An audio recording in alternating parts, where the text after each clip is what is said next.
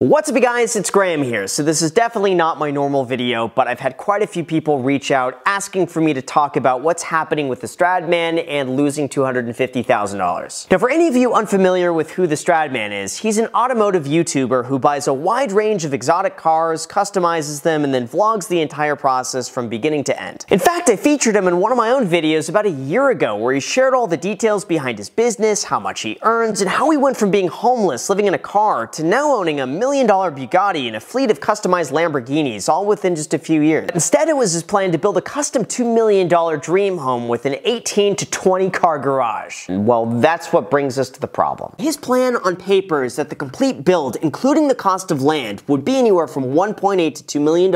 It would take between 10 and 12 months to finish, and he would get to regularly post updates on the construction process on his channel. But building a house like this does not come without a lot of complication, and that's what brings us to this latest video and why so many people reached out to me to comment on it. I'm just gonna play a portion of his video here because he sums it up perfectly. I got the original bid to build the entire house. Just the lumber portion was approximately $250,000. So 2 months ago, August 2021, we had the lumber rebid because now we're ready to frame the house. The bid came back at $450,000. So $200,000 over the original bid. I mean, the entire project honestly has been a disaster from the get-go. Then we had to redesign the house, which took just absolutely forever. And then after that, finally got the project bid out, but then COVID struck. And for any of you unaware of what's happening and why things are getting so much worse, let me bring you up to speed. In early 2020, when the pandemic hit and people were recommended to stay indoors, the production of housing materials began to slow down because manufacturers had no idea how much they would need. After all, they don't want to sink money and resources to stock up on more lumber if no one's going to be around to buy it. But what actually happened is that they underestimated how much lumber they would need over the following year, because shortly after, everything went crazy. With record low interest rates, demand for real estate skyrocketed. All of a sudden, people were home completing DIY projects. Real estate investors were building as much as they could, and they couldn't even build fast enough to satisfy all the demand. But the one thing that started to hold them back was a lack of lumber. Supply chain issues and labor shortages meant that lumber was not as easily accessible. There wasn't enough of it, and as a result, prices went through the roof. Pun intended. And at the peak, lumber was up 400% year over year. Builders were spending an extra $36,000 to finish construction, and there's no telling how long that would last. In the Stradman's case, it's not like he could just front $250,000 and store a whole bunch of wood in a warehouse. Instead, builders update their quotes periodically throughout the construction process and then adjust as needed depending on what materials have gone up or down in price. In a normal market, fluctuations like this are usually pretty minor, but in this case, the lumber cost has doubled. So the problem is, for every month the project gets delayed, it costs him an extra $6,000 for his loan, interest payments, rent on both the house and a warehouse, and a multitude of other costs that just continue to add up. Not to mention, he only has a 1-year loan to complete the house, so if it's not done by April of 2022, he will be paying fees on fees on fees. Per the terms of the contract, the house needs to be done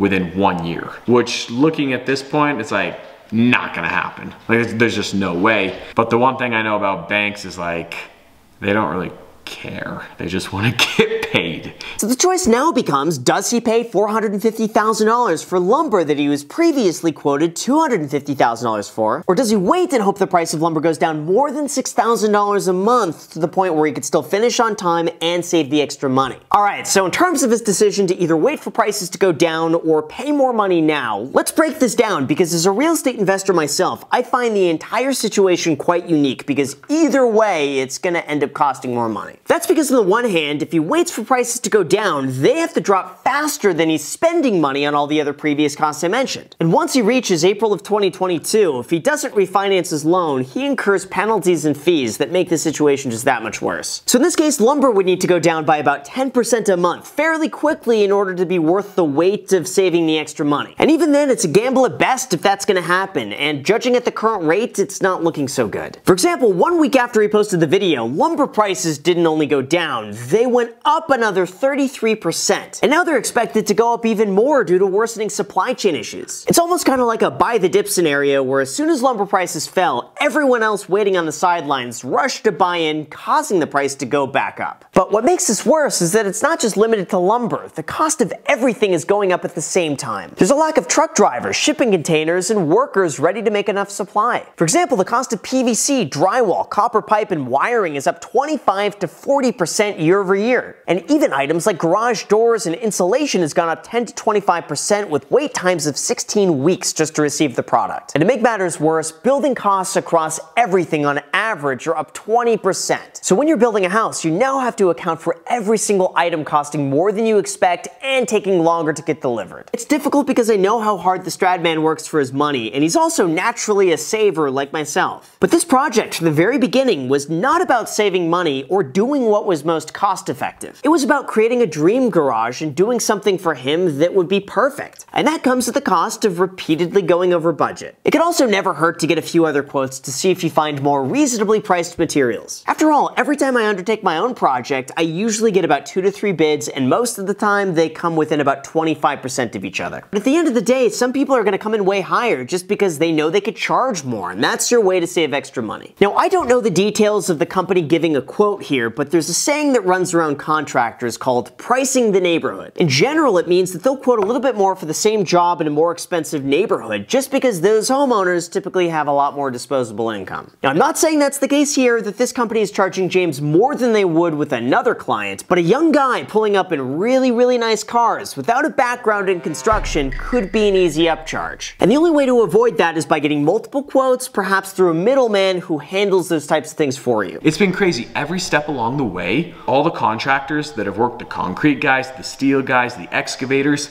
they're all familiar with the YouTube channel. A lot of them are super cool. They're actually fans of the channel. But in the back of my mind, I'm always like, wait, are they price gouging me right now because they think that I have money to burn? If I were in the situation, what I would probably end up doing is getting a few additional quotes, and then after about a week, I would bite the bullet and pay the extra cost. And you're gonna have the experience for the next time you build something, whenever that might be. Plus, like I mentioned, this is not a project that you started to save money, so any extra cost along the way is simply just the cost of making this dream become a reality. So the last question then, I have to know, what is the budget now, and when do you expect to be finished? Oh, man, I wish I knew the exact answers to that. So the budget, we're currently about $400,000 over, and that's just up to what we've done so far. So that's excavating, concrete, steel, and lumber. Obviously, there are so many more things involved with the house. I think we're at about 2.5 million is what it'll be. Originally, it was just over 200,000. I anticipate we'll probably be about 2.7, 2.8 if I had to guess. And I am praying that we'll be done next summer. Man. Okay, so in the back of your mind, I would probably just prepare for 3 million and prepare by probably another year and few months. Don't say that. That way, if that doesn't happen and anything comes in less, you're gonna be happy. Oh, and then finally, in terms of why the Stradman owes me money, here's a conversation that we had about a year ago when we made a lighthearted bet in terms of how long construction would take. I am scheduled to break ground on my house in January, and then as soon as the house is done, they told me 9-10 months. No, I would bet you $1,000 now. $1,000 right now. Wow. It's going to be 18 months. Look at this guy. Take it. I'm going to say 12 months. Okay. Okay, right. done. Okay. Shake on it.